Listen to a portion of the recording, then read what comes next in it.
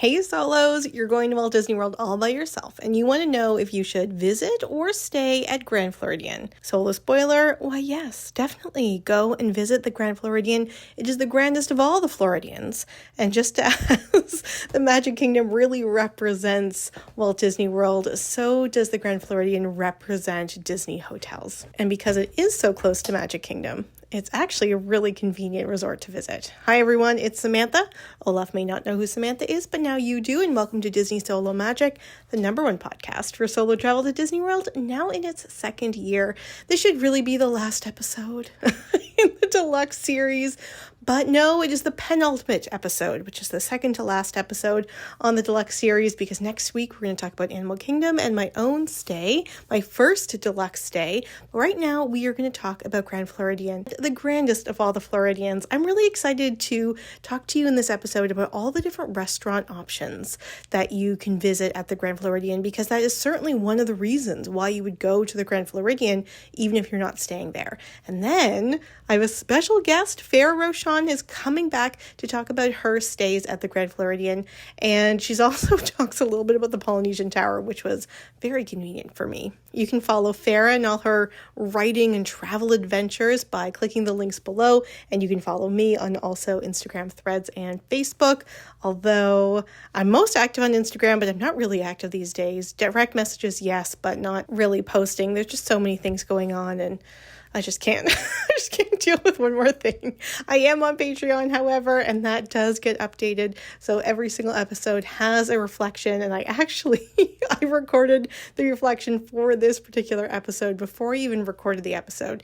because there was something I wanted to tell you about that, but it's only behind the paywall. And you also get access to all of the videos of our solo stories, so you can see me and Farrah talking, and we have such a wonderful time. So I hope you jump on Patreon.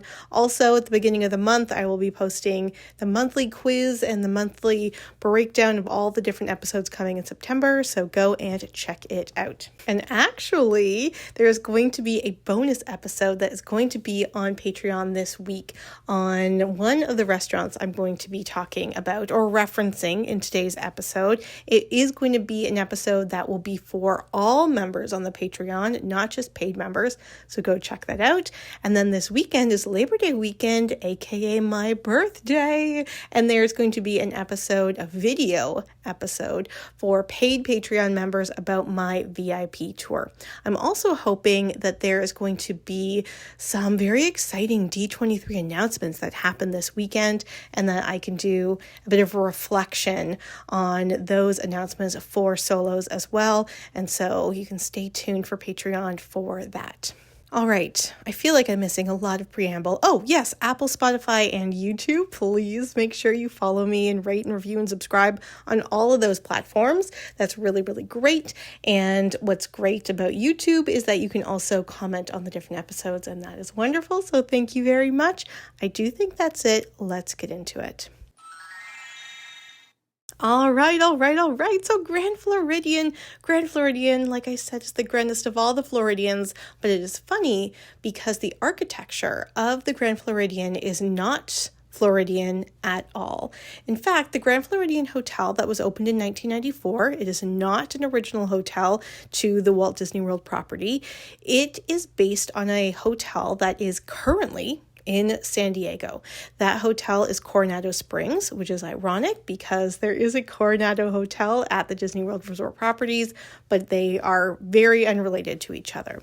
The Coronado Hotel in San Diego was built in the early 20th century, late 19th century, and it was one of those seaside, beautiful, gorgeous old hotels. It was featured in Some Like It Hot with Marilyn Monroe, although the shoreline has changed quite a bit over the last 100 years or so.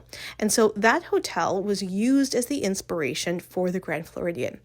In 1971, when Walt Disney World opened, there was the Polynesian Hotel and the Contemporary Resort. But that big chunk of land in between the Polynesian Resort and Magic Kingdom, where Grand Floridian sits now, was completely empty. So although they did have plans to build different types of geographically themed hotels around that Seven Seas Lagoon, like Polynesian, which they did, but also Asian and Italian, which seems kind of funny, but I guess that's why we have Epcot. But they scrapped those plans and instead they built the Grand Floridian, which also includes a spa and includes the wedding pavilion.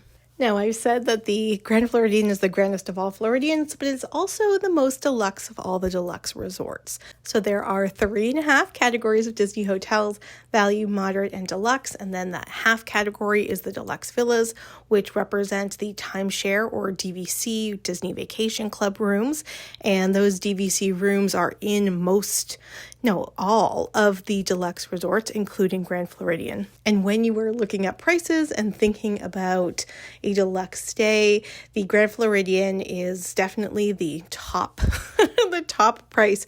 Now, of course, there are more expensive rooms at other resorts, depending on the type of configuration of you want. But the idea of the Grand Floridian, the fact that you can get to Magic Kingdom so easily, makes it such a valuable hotel. So one of the things about the deluxe resorts, except for Animal Kingdom, is that you can get to at least one of the parks by a mode of transportation that is not a Disney bus. So at Grand Floridian, you can get to Magic Kingdom by boat, yes, monorail, sure, and walking. Cool. I actually love the walk from Grand Floridian to Magic Kingdom. It opened in March 2020. Dun, dun, dun. And during the pandemic, I got a treadmill and I was watching different videos and then walking on my treadmill, doing these virtual walks. And one of the ones that I did right away was the walk between Grand Floridian and Magic Kingdom. It's not a very long walk. It's about 15 minutes. But, it's really funny, especially if you walk it at night. Obviously, this is in real life, not necessarily on your treadmill, but it's very much a naturey type of walk. There are trees and wilderness to one side of you. There's water to the other side. And there's very few places that a woman or a femme person can walk literally in the woods at night and feel completely safe. And this walk between Grand Floridian and Magic Kingdom, or Magic Kingdom to Grand Floridian, is one of those places. I feel completely safe. My nervous system feels completely safe. And I really just kind of revel in that because, again, it's kind of rare for women and femme people to just kind of feel safe, like their bodies are not going to be attacked. And that walk, even the boat ride between Magic Kingdom to Grand Floridian, for me, it just really touches a certain part of my nervous system that's we're completely safe here. And that's rare, unfortunately, but also really special. You also don't need to take a bus to Epcot because the Grand Floridian is on the monorail line. It will also stop at the Polynesian and the Ticket and Transportation Center. You can get off the Ticket and Transportation Center and then connect to the Epcot monorail. So that's really convenient as well. That monorail loop will also take you to Contemporary. So there you go. That's what people call the monorail loop, the Contemporary, Grand Floridian, and Polynesian. The boat will also take you from Magic Kingdom to Grand Floridian to Polynesian and then back again in a little Floridian triangle that, like I said, is my happy place. When people are like, close your eyes and think of a happy place, it's that boat to Grand Floridian. There's something about being at Magic Kingdom and looking at Grand Floridian. There's something about the white that they have painted the Grand Floridian buildings that look so amazing up against the blue of the sky.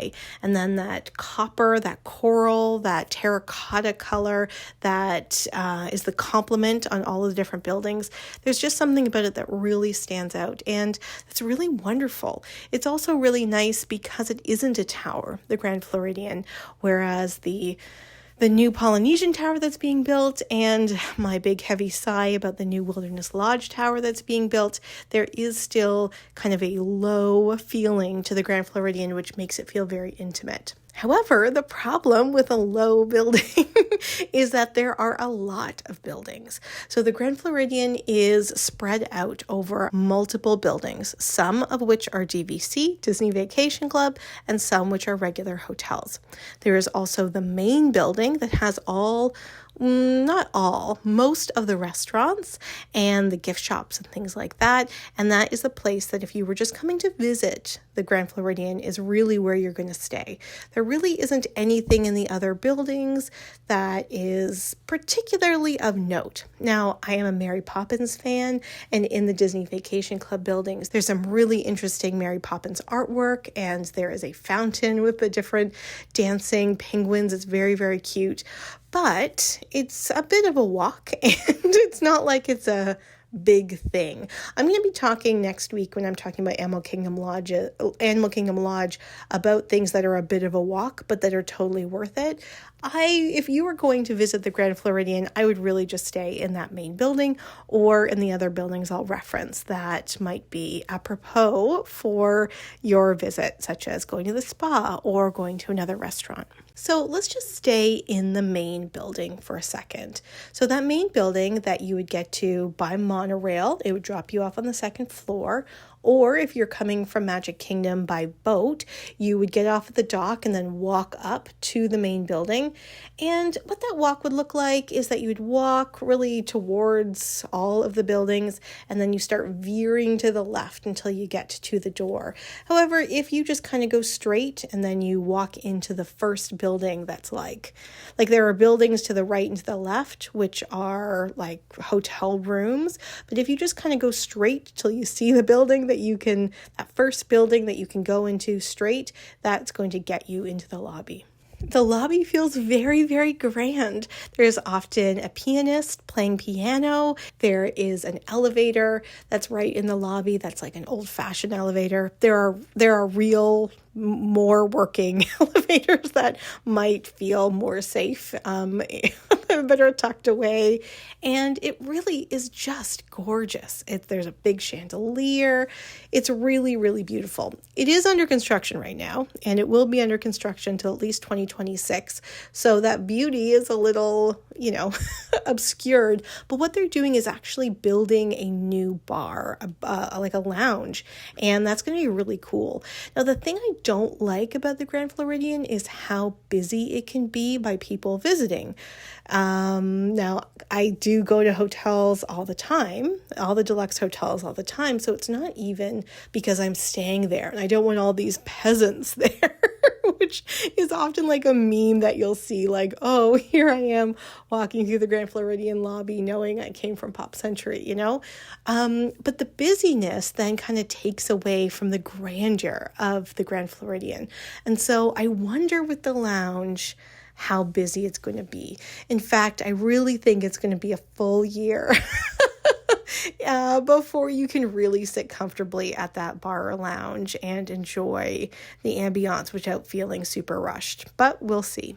There are a couple clothing stores on that first floor. There's also a sundry store where you can get some food and things like that. On the second floor, however, there's a much larger Disney gift store where I've gotten really good deals. And I've also had like amazing cast members. One time I was there just looking around and this cast member stood beside me and she said, "Look out the window." And I looked out the window and she's like, "There's a rainbow." And she was right. There was a rainbow.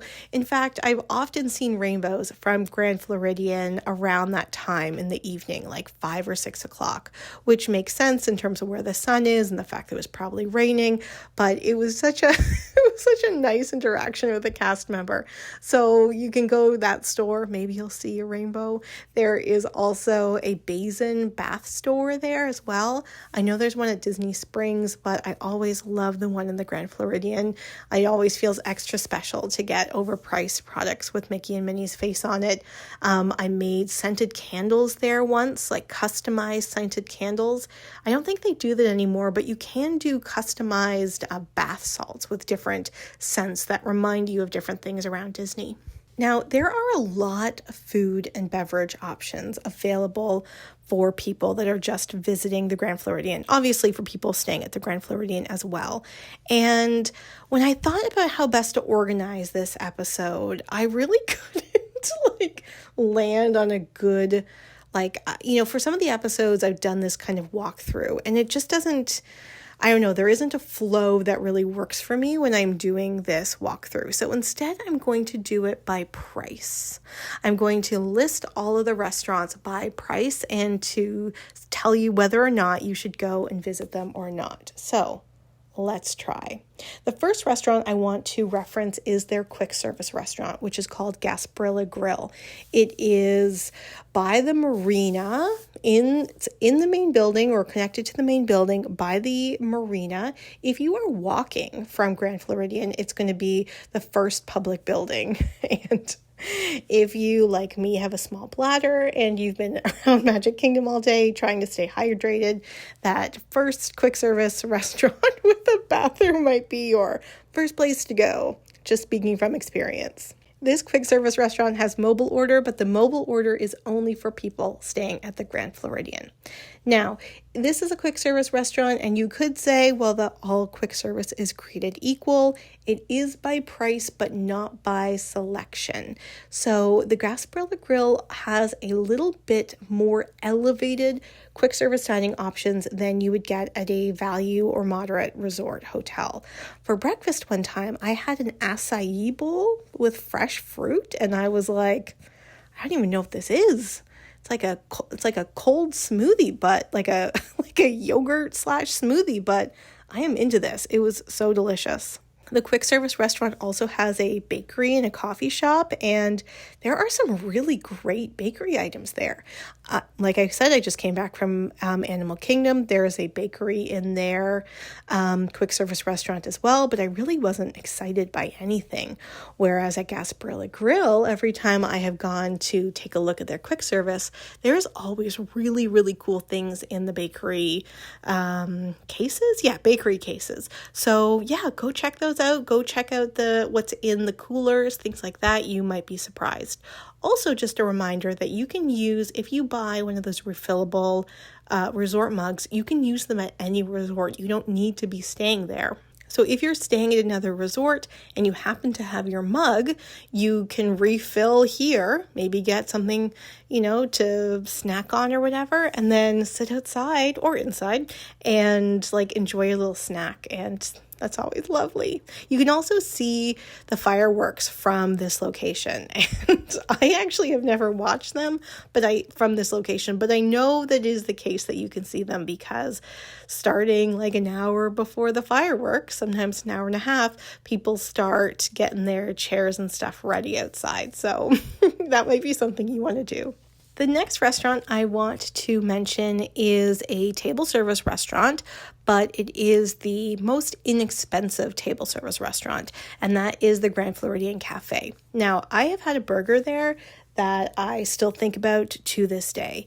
It was a beef burger, but then it had lobster on it, and then this hard shell of Parmesan that was definitely the best burger I've ever had. I've had really nice dinners there, and if you get it at the right time, it can be a very quiet, lovely spot. But there is nothing to write home about the Grand Floridian Cafe. I do not think you need to make a trip to this restaurant by any means. It also is quite hard to get a reservation, but that is just the function of the way the system works. That isn't necessarily the function of the actual hotel. In fact, whenever I have eaten there, it is right when it opens for the particular meal. Well, usually I guess I should say early dinner or late lunch, and I get a seat right away. Otherwise, it's very busy because it is a table service meal, but it is kind of inexpensive. And so there are a lot of families there with children, and the acoustics mean it can get pretty loud. So the couple times that I've been there, I have gone strategically at certain times in order for it not to be busy and loud. I've enjoyed it, but again, nothing to write home about. Another option for eating that I think as the next step up Not in price, but in terms of casualness, is the character dining for 1900 Park Fair. This is a buffet that's available for breakfast and for dinner, and it is a character dining. You meet Cinderella, Aladdin, Mirabelle, and Tiana. Tiana is wearing her little working suit. It looks like a safari suit, but it's not. It actually was meant to reference, she's wearing it in the ride actually, but it was also meant to reference the animated series they were going to create that they canceled like the day after Black History Month. So anyway, that's a little bit of a sore spot, but it's a really nice restaurant. I just think of it kind of casual, especially in comparison to the other restaurants around Grand Floridian. Like I said, it's a buffet. It's known for its strawberry soup, which was good, but I don't know why it gets quite the fanfare that it does.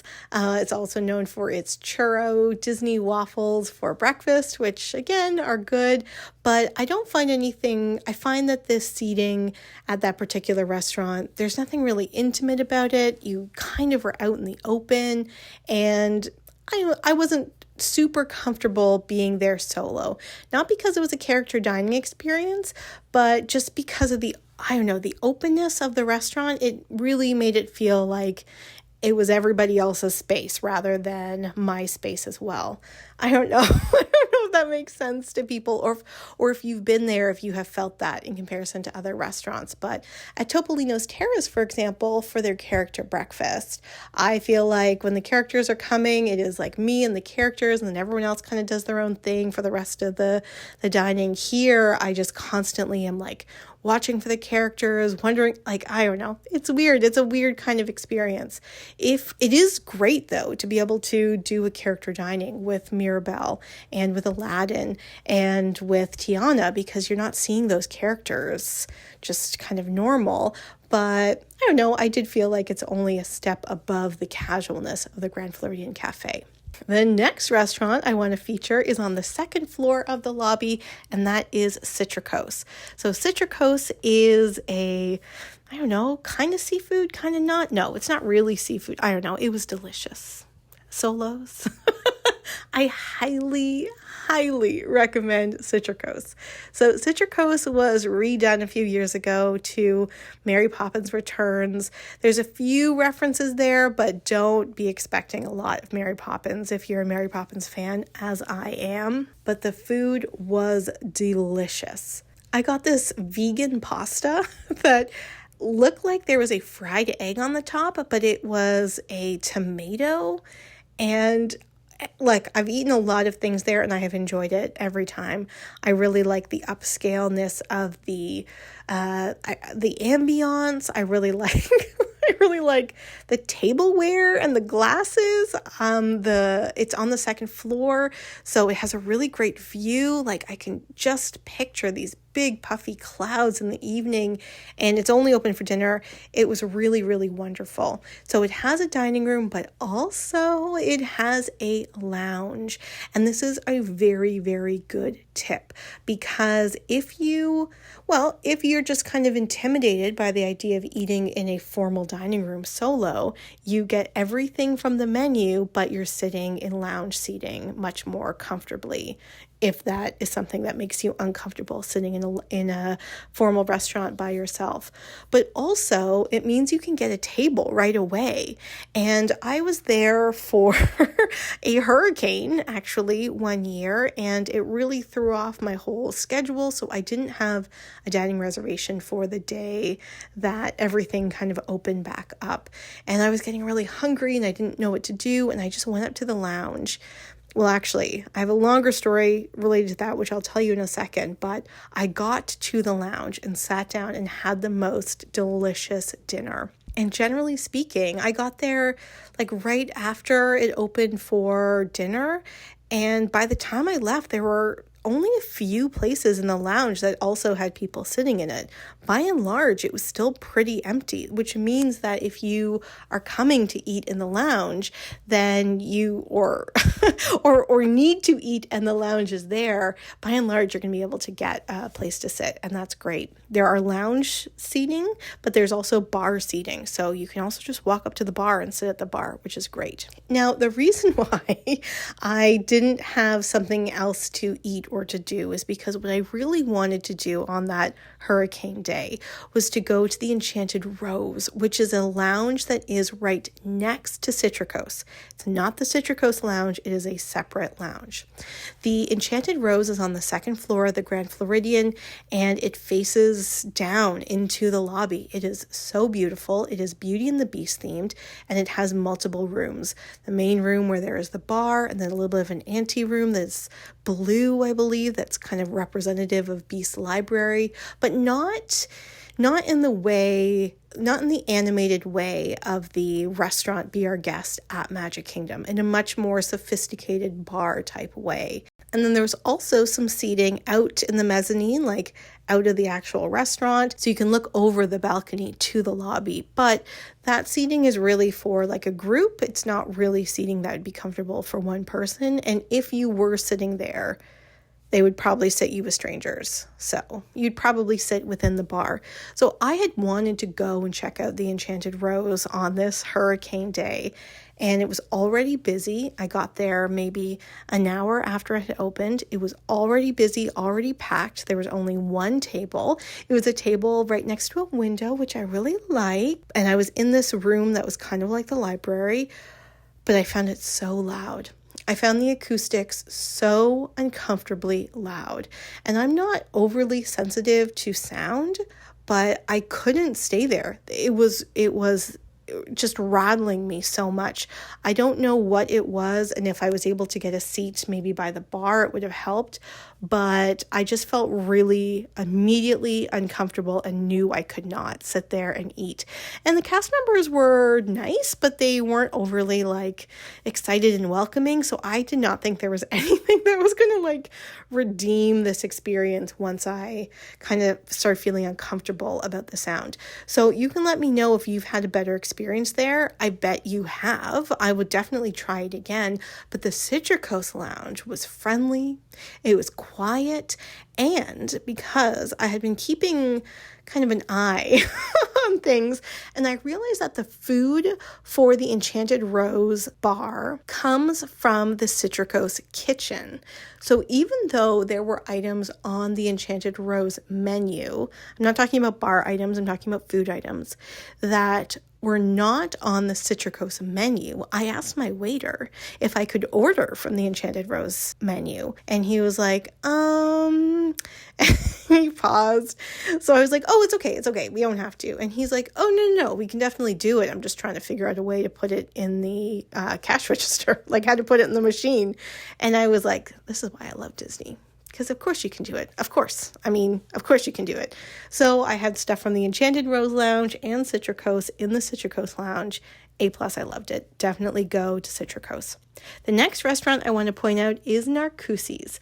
Narcoossee's is not in the main building. It is actually a semi-round octagonal building that is right where the boat docks if you are coming from Magic Kingdom. Narcoossee's is actually seafood and also delicious. I had this shrimp sausage there that I still think about. See, look, I just want to highlight, I just really want to highlight that I don't think there's any other episode where I have talked about food that I still think about at every single one of the restaurants, except for this one. And I did not do that on purpose. It's just that these are like the things that I associate with these restaurants, how delicious and unique and notable the food was at them. And that's why you should go to Grand Floridian if you're going solo. I mean, if you're going with other people too, but you can really, really appreciate the food.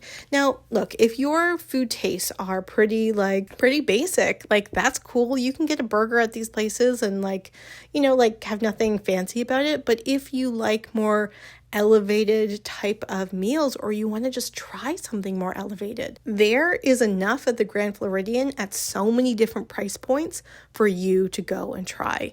So Narcoossee's is a little bit on the higher end of the price points. It's not the most expensive restaurant though. It's the most expensive accessible restaurant, I should say, but it was worth every bite. I really, really enjoyed it. It's right on the water, so you can see Seven Seas Lagoon. I'm sure you can see the fireworks, although if you're sitting inside, I think there are going to be people that will be standing outside that will block your view, so just be prepared for that. This also has bar seating that you can just walk up and get a drink or get something to eat, and it's also only open for dinner. I also found that it had the fewest children, and the children who were there were quieter. I don't know if that's entirely true. I don't know if that's entirely true, but if it is one of the most expensive meal options on the Grand Floridian property, I can see why families wouldn't want to go there as their main meal one night or whatever. The most expensive restaurant, however, is Victoria-inspired. And that starts, I think, at $400 per person. And you have to book way in advance and you have to pay way in advance. And it's a whole thing. And I know it's on a lot of people's bucket list items for Disney, and that's really exciting. But somebody that has been on this podcast, who is a friend of this podcast, has actually been to Victorian-inspired solo. And so later this week, I'm going to post my conversation with her on Patreon for all members, paid or not. And so you can hear what it's like to eat at the grandest, the grandest of the Floridians at Victorian-inspired. There are two other dining establishments. Well, no, I've already made it sound fancier than it is. There's two other places to eat at the Grand Floridian, and they are on the cheaper side, and those are the two different pool bars. So there are two pools at the Grand Floridian that you should definitely not swim at if you don't stay there, because that is against the rules. But they both have a pool bar that you can go to if you're not staying there. So the main pool that you'll see if you are around the main building is what they call the quiet pool. Actually, I don't know who they is, what I call the quiet pool. It is quieter in comparison to the other pool that has the water slide and all of that stuff. That has a pool bar that has fancy drinks and it has a menu. It's pretty limited though. There's really no reason why you would go to this pool bar. There is another pool, though, like I said, that is the louder pool, and it has a water slide and splash pad and all of that stuff. That pool bar, though, is really great. So that pool bar has quite a few different options, like a grilled chicken sandwich and shrimp sliders and a fancy burger and stuff like that. I have gotten the shrimp sliders, or it may have been, actually, when I was there, I think it was a shrimp salad, like a lobster salad, but a shrimp salad on this delicious toasted bun, and I got it from the pool bar, and I ate at the couple of tables that they had right on the beach there, and it was really, really enjoyable. So it is worth going if you wanted to go check out and just kind of hang out on the beach there. It's a better pool bar out of the two of them. Now, I said beach because there is a white sand beach around the Grand Floridian property that faces Seven Seas Lagoon. Back in the day, there was no fence there. There is a fence now because of an incident. Mickey mentioned the incident in last week's episode, and I'm just going to talk about it briefly now. It's a trigger warning related to children, so if you want to skip ahead, you can.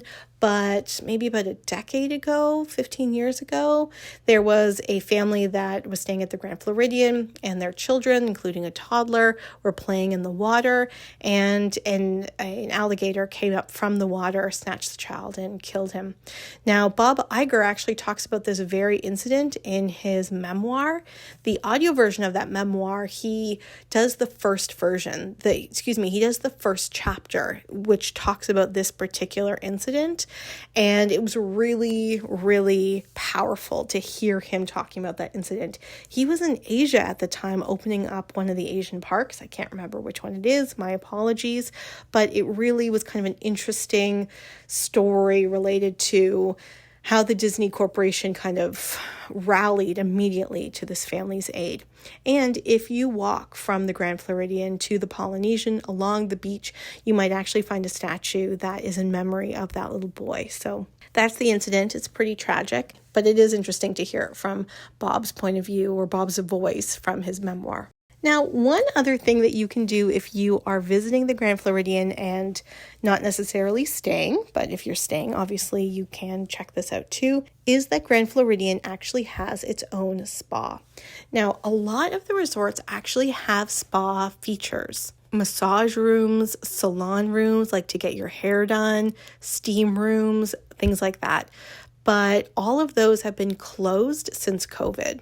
You might find a place on a website that says like, oh, you can get massages here, but you can't. You can only get massages at the Grand Floridian. It has a standalone salon and spa. Now look, the first time I went to a spa was in Las Vegas at the MGM Grand, and that has ruined me for the rest of my life. There's literally no place I can go that will ever match what the spas in Las Vegas are. And so if that is also your version of a spa, you're going to be disappointed. Look, the spa is quite nice, but there's nothing to write home about it. If you are interested in hearing more about spas around the Disney World property, please let me know, because there is a woman actually who I connected with on Facebook talking about spas, who I then met in the park kind of randomly. And since then, we've met up a couple times, who has gone to the Four Seasons Spa based on my suggestion, I think. So we can talk to her about the different spa options. Now, the Grand Floridian Spa has a salon, place to get salon services, your hair, your nails, things like that done.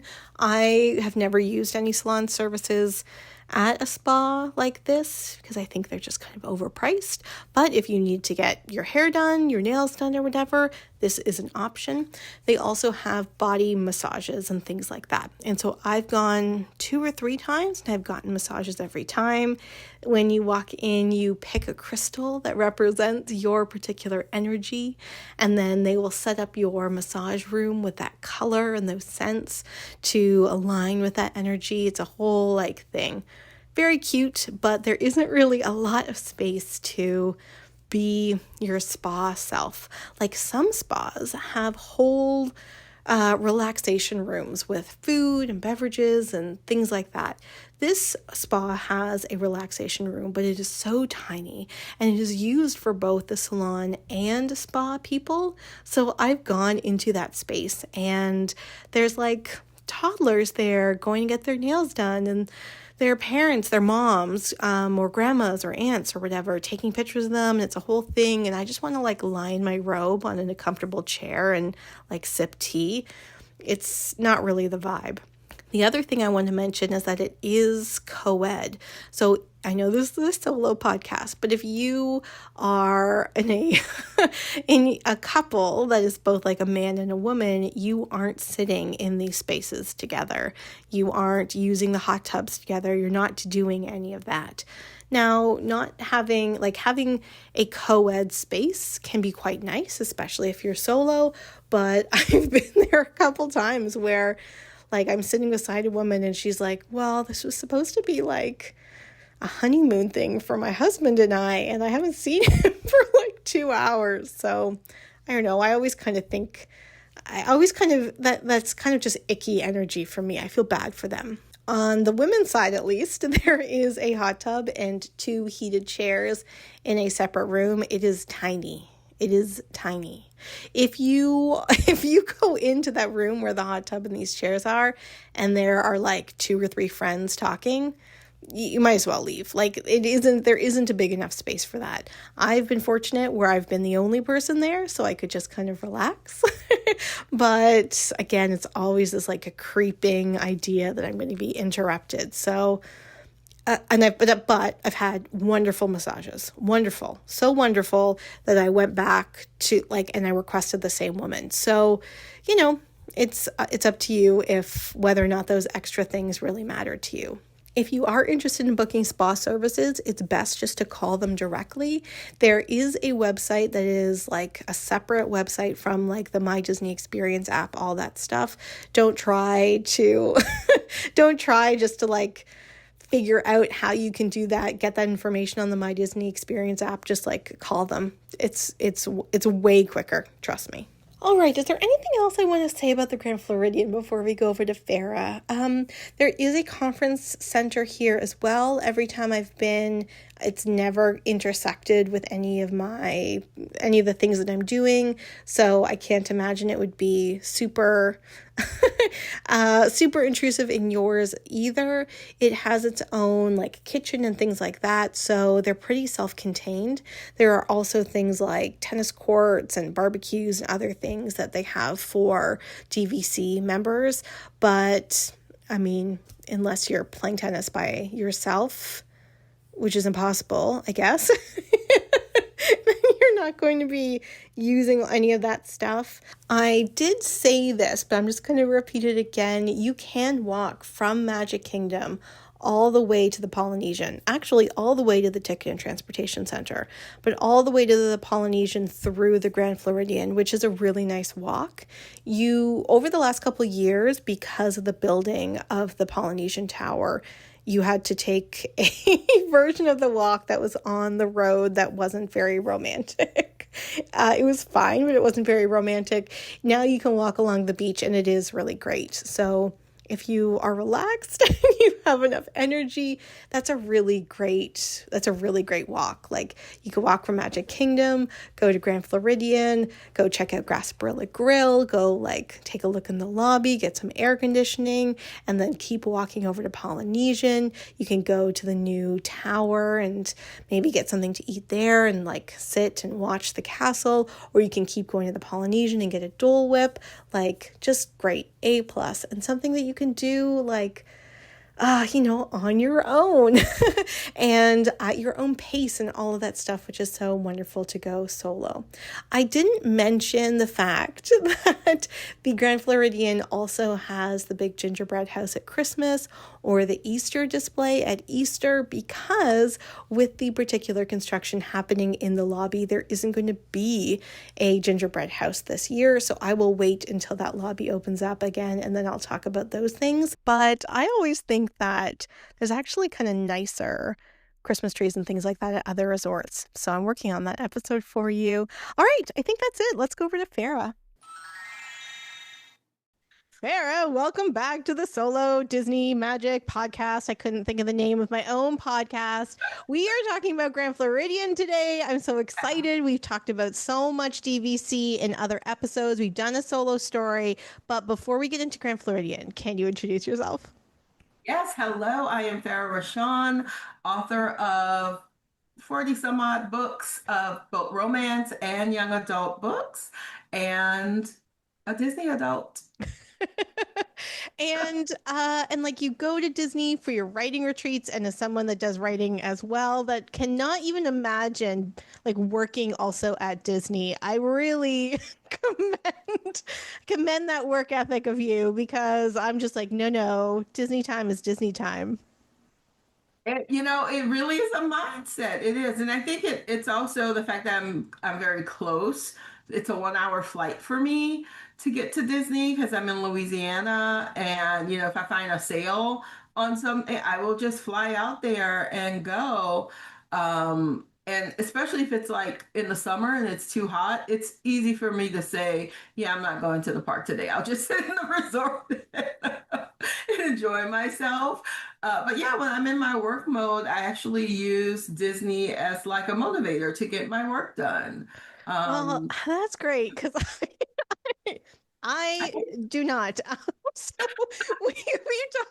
we talked in an episode that came out a couple weeks ago about your stays at DVC resorts such as Riviera. We had talked about Saratoga. Thank you very much for being like, yeah, you should go and try not like go and hang out there, but you could go stay there. We've talked in your other episode about Old Key West. Now we're going to, I feel like I call this the most deluxe of the deluxe resorts, which is the Grand Floridian. Not like it's the most deluxe, but I think when people think of Disney hotels, they think of Grand Yeah. Floridian. Yeah, it really has been like that flagship for a long time, I think.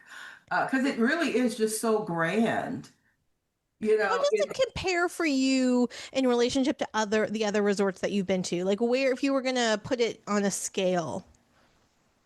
I would say it's probably when I'm in the mood for just that really nice, luxurious stay, I would put it right under Riviera.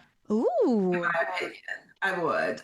Although the new tower, um, the island tower at the Polynesian is right up there now. It's Have a you gorgeous. stayed there? I did, yes. I stayed a few weeks ago, only because I was, well, not only, um, because I ended up buying a new contract. Please stop me. A DVC contract. I did. I bought another DVC. I added on at the Polynesian.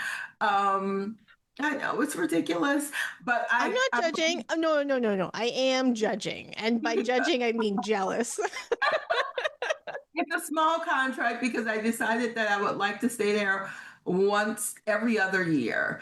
But I was able to get a theme park view room, and it was supposed to be a writing retreat, and my prize would be to watch the fireworks every night from my room. I didn't really do much writing there, but I enjoyed the heck out of that. That tower is gorgeous. I think it's so nice. Um, and you're right there next, it's a short walk to the Polynesian with all that great food that they have there and those great bars and everything. And it has a great the Walalulu bar, I think it's how it's Yeah, pronounced. yeah. Um, oh gosh, the food was so good. I ate there 3 times. Well, I did not find the food that good there, but Oh, what I is was that? like the food was mid, but the view was excellent, so I would be back. Yeah. What did you have? Because I enjoyed everything that I had Oh, there. what did I have? I don't know. There was shrimp on a salad, maybe. The shrimp were the best cooked shrimp I have ever had. But I just Okay. found portion wise, salad wise, price wise, it was It is mid. expensive. Yeah, it's Yeah, but the expensive. view was so great. I'm like, whatever, I'll go back, no problem. Well, I had the ribs. I had like these ribs that they have. I can't remember what they were called, but they were like sticky and sweet and great. And then the burger. There's a burger on there that is just it was really good. I enjoyed the things that I had there and the drinks. There's some really good drinks. Yeah, yeah. I interviewed someone that did so stayed at the Polynesian, and I had said to her like, I feel like there was somebody in my orbit that just stayed in the tower. Was that you? And she's like, oh no, like even though I'm a Polynesian DVC, I can't get a reservation there. And so it was you, Farrah. Yeah, probably. I couldn't believe I got that reservation. That's why I had to book it. And yeah, now that I own there, I will stay. I just wanted to make sure I have a monorail resort every year. So I have points at both Grand Floridian, which we're supposed to be talking about, Yeah. and Polynesian, so I can go one or the other every year. So that's why I got I love how it you was said I wanted to make sure. Like these are like the I know, like Maslow's like hierarchy of needs. I'm ridiculous. I'm ridiculous. I keep saying no more. I'm not buying anymore. But anyway, Grand Floridian, that's where, again, it's number two for me. Okay, I love that. So, tell me about staying at the Grand Floridian. As an outsider, it seems, like I said, the most typical of the deluxe, like the flagship deluxe. But it also, when you start thinking about it, it seems very spread out, and that maybe You're not getting like your like hotel needs met quite as easily as a place like Riviera, which we talked about before, because the quick service is so far and people come so often that aren't staying there. So tell me about your experience staying there. Okay, so when I stay, there are two different places you can stay. Um, if you book DVC, you have the villas, and it's a separate that separate building. You know, there's a view of the wedding chapel and every wedding pavilion, and everything. It's gorgeous. I love it. But the one thing I don't like is there's um, no place to get any food Mm, in that building. I think that was something they messed up on, mm-hmm. especially if it's raining. I mean, they do have that covered walkway for you to get there, but it's something I hate that they don't have a place for you to stay. But I mean, to eat. But the rooms themselves they're beautiful. Again, well appointed. And even the bad view rooms, in my opinion, are still magical. Because usually to like maximize my points, I will get like one of the standard views, but it's like the standard view you have the monorail going right outside your room. You know, it's like it puts you in that vibe. But you can also stay on the property of the main hotel, and it's in Big Pine Key, I think is the building that they have designated as the DVC. It's a DVC building. That's the one I've actually stayed at in the last couple of times that I've been there, and everything is Mary Poppins. The rooms are so luxurious, in my opinion. Everything about them, they're just gorgeous. And it's the one of the buildings that's closest to the main building. So it's a very quick walk to eat at Gasparilla Grill, or I think that's what the Yeah, name yeah, is. that's what it's called. You know, they have great restaurants at Grand Floridian, and when you're in that building, not even 5 minutes, and you can go to any of those. So I love that one. And so, like, there are great restaurants at Grand Floridian, but do you find them too high end when you're staying there? Like, it's one thing to be like, oh, I'll run over to the lounge outside of Ohana if you're staying at Polynesian and get some noodles. It's another thing to be like, oh, I'm going to go to the Enchanted Rose. I Like, know. it seems, Well, I mean, the Gasparilla, I think, is the one that's kind of like they're quick service. their quick service. I think you just put yourself in that mindset.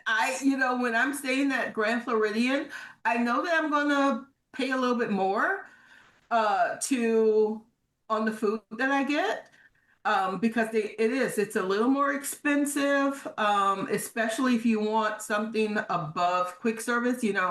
At least at Polynesian, you also have Kona Cafe, where it's like, Right. That it's middle. Ohana, it's like that middle. I mean, the Grand Floridian Cafe, I guess, would be considered that, but I think it's still a little more expensive to me. But you're staying at the Grand Floridian, you know that you're going to spend more. That's Well, just what it is. That's what I tell myself. technically, Citricos is also in the middle if you're counting Victorian Alberts. Well, yeah, exactly. But yeah, Yeah, that's a good point, right? Like there is the Grand Floridian Cafe, but that's still like still has reservations. I guess Kona Cafe yeah, does too, but I take your point. It definitely doesn't feel quite as formal. yeah. Yeah. Yeah, but it's great food. I love the baked goods there. Yeah. Um, I always go and, even the cupcakes and stuff. I don't know why.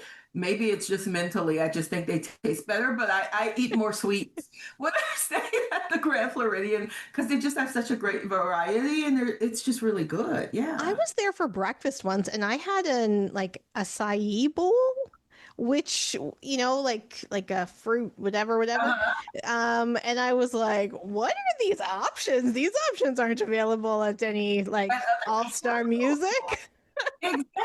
It's just, yeah, it's a treat. It's a treat to stay there. So I think you just have to put yourself in that mindset. It's like go big or go home. Yeah, no, I love that. I love that. Like if you're doing it, you're not cheaping out. So you've committed to the bit, so just commit.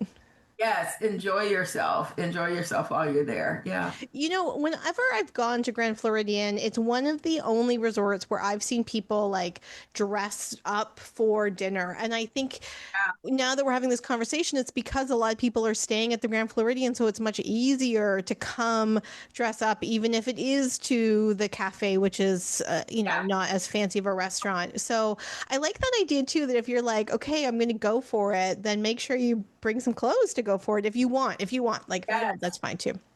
No, I would totally like when I'm there, like just working, um, at other resorts, I'll have like my little dress or my riding uniform, as I call it, my comfortable clothes. And I will wear that to go somewhere else. If I'm at the Grand Floridian, no, I'm going to slip on my nicer. I just do it because you don't want to like stand out. And it's also one of the resorts that has just a lot of people who just come to see, visit the lobby, and it gets a lot of traffic. And you want to fit in, you don't want to stick out. So yeah, make sure Do you that mean like the schleppers that are coming just to see the lobby? no, no, no, no, not like, like You're like, I want to make sure that people know that I am staying here, that I have a change of clothes to walk around the lobby in. it's the thing is, I will literally have like the same clothes. I will go to Gasparilla Grill like 3 days in a row with the same clothes because it's my get out of the go pick It's your my food up fancy outfit. clothes. Yes. So hopefully no one notices. But yeah, I don't. I would not go there in my little, flip flop and dress thing. No, I changed my Well, clothes. I think it's great for you to frame it as something that like you should just lean into because it's already going to be an expensive trip. And I've talked about this on the podcast, like yes, there are ways that you can save money, but it's better just to like stretch your dollar farther. Like that Yeah, makes a lot more sense when you're at Disney. And so if you're going to be at Grand Floridian, enjoy that, stretch out that dollar, which means like make it all count, which is not what the budget exactly. experts would say, but like, yeah. You can always make more money. That's how I see. That's what I tell myself. It's like I can always make more money, even if I have to go back to working for Shell Oil or something like that. Lord, please no. But I can. But it's like the memories, you can't make more of those and you can't buy more time. So I just see time and enjoying myself as more important than the money part. Yeah, and it's a waste of money if you spend that kind of money and you feel guilty and Exactly. yeah, that's a waste of money. Like you've just like that is more of a waste of money than not going at all, Yeah. right? Yeah, I totally Yeah, agree. that's just how I see it. Go and enjoy yourself. Life is just way too short. And I know there's a luxury in saying that, because there are some people who will never get to go. But if you do have that chance to go, especially at that resort, do it up. Just really enjoy yourself there.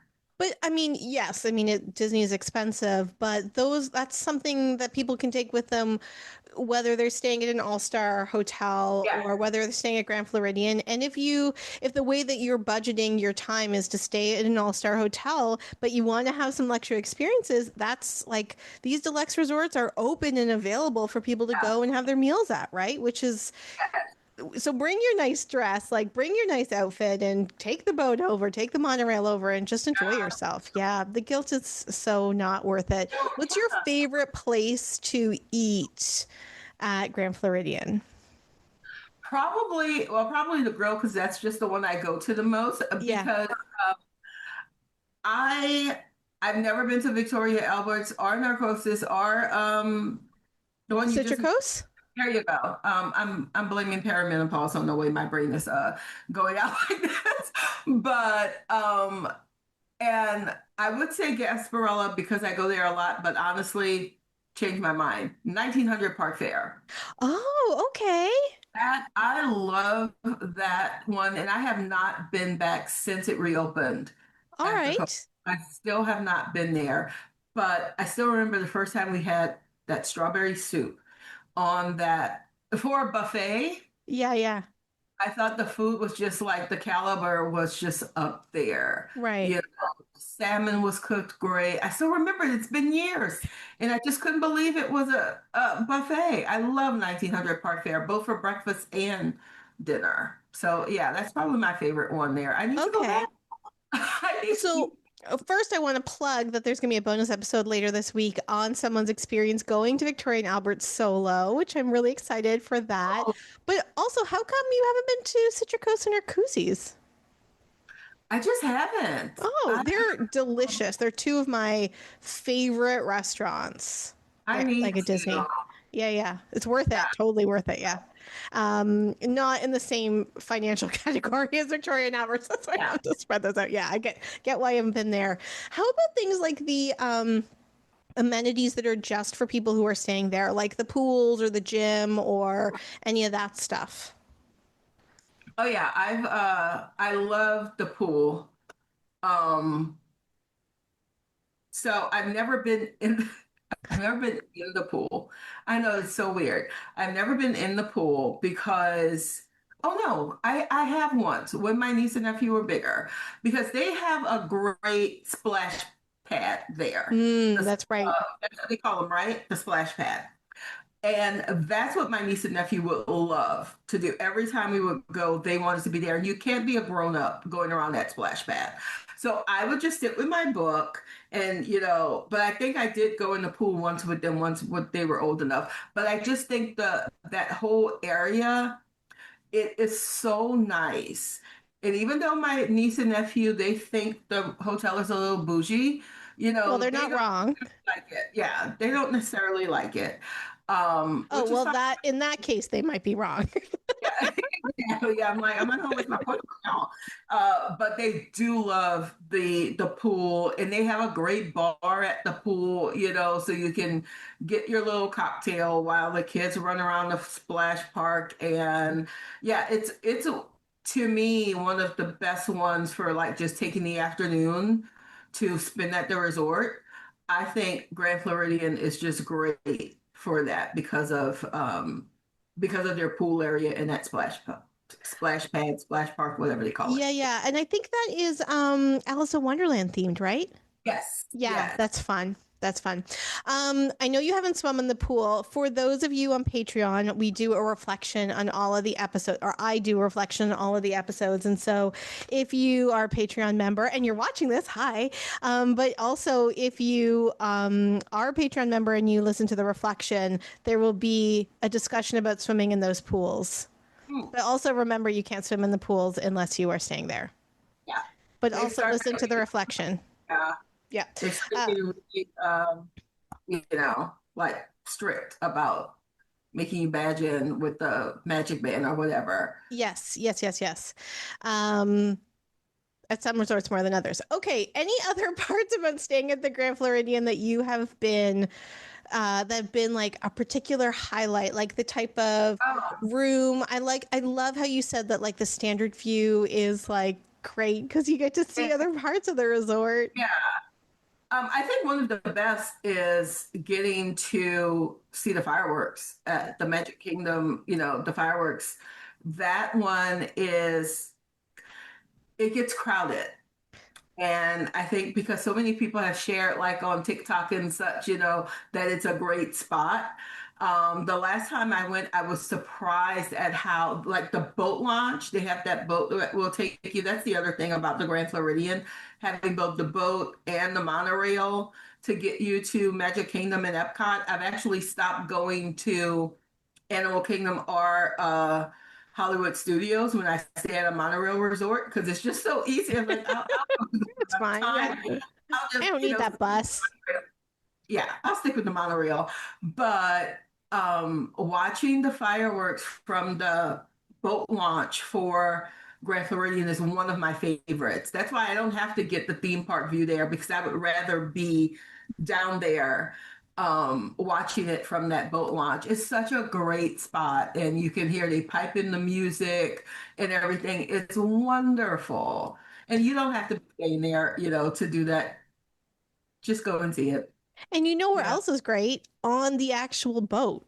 Like I Yeah. accidentally was on the boat during the fireworks and it was empty because everyone was on the boat launch. And I was like, oh, I'm sorry. What is happening? This is amazing. Yeah. Yeah, it's really magical. I think if you're not, if you don't have a ticket for Magic Kingdom, go to Grand Floridian and just watch it from there. And then you go to Gasparilla and get yourself a nice dessert after. It's perfect. Yeah, yes.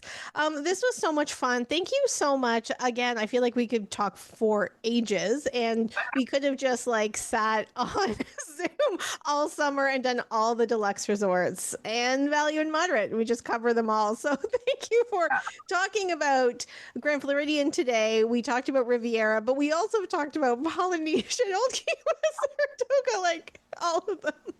I know. So, how can people get in touch with you? Also, you've had a couple of publications this summer, so plug. Yes. Please tell people about them in Yes. case Yes. they haven't picked up copies yet. Well, if you are Disney fans, which I'm sure you are listening to this, I think I mentioned that I write for Disney.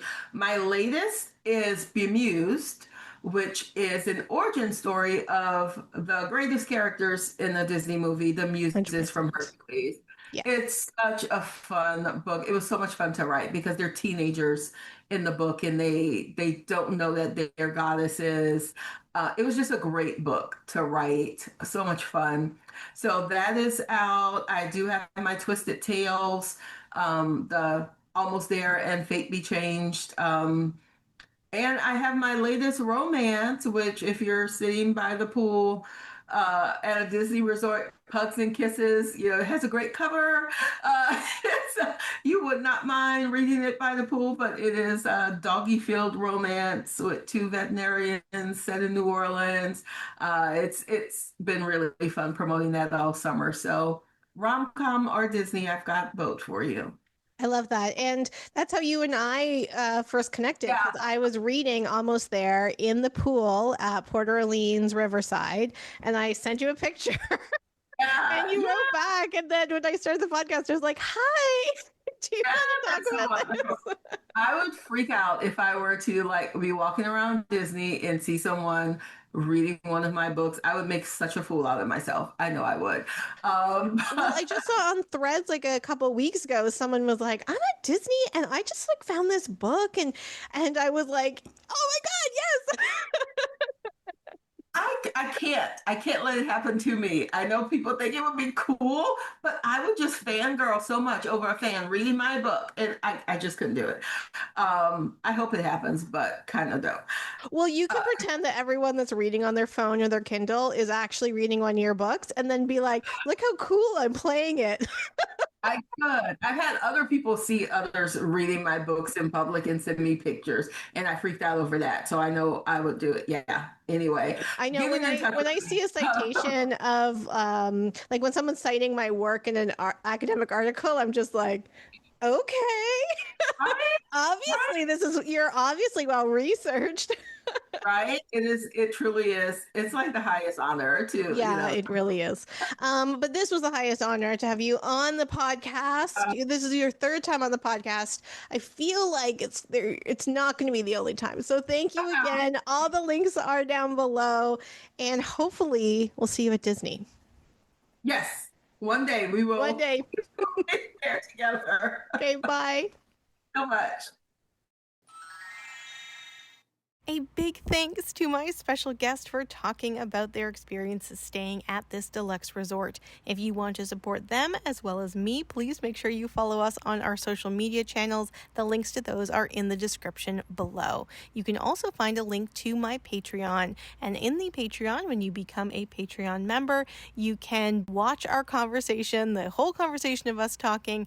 And I always find that that is a great way to just get even more enmeshed into the community of Disney adults and how wonderful it is to go to Disney solo. The Patreon membership is really affordable. It's about $1 a week for Americans and $1.25 a week for Canadians, and you get the videos from all the solo stories, reflections on each one of the episodes, as well as opportunities to vote on future episodes and a breakdown of all of the different upcoming episodes. There's also some bonus episodes that get thrown in every once in a while, and the more of you there are on Patreon, the more you can let me know what you need, and the more I can create those very things. You can also support the podcast by liking, reviewing, sharing, and subscribing to the podcast on all of the different platforms that this podcast is hosted on, which include Apple, Spotify, and on YouTube.